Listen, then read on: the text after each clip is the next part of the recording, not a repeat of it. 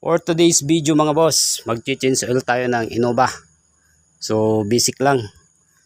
Palit langis, filters, ang kanyang filter marami na. Tapos yung cabin filter. So yun lang muna ang gagawin dito mga boss. Dito yung kanyang cabin filter mga boss.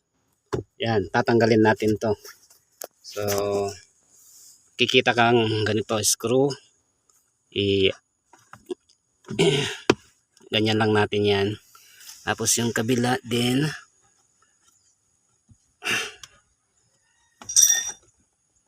Ayaw ah. Wait lang. So ayan, tanggal na natin. Tapos tanggalin natin to. Tapos dito yung kanyang cabin filter. Cabin filter ng aircon.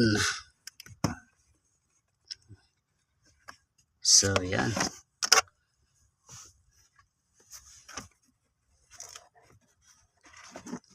Bago ano pa, original pa. Sulat pang Toyota. So matagal na to. So yan, charan, marumi. Sobrang dumi mga boss, labas natin. Ano, palitan na. Hindi mapapalitan yan. Dumi. Palitan na to.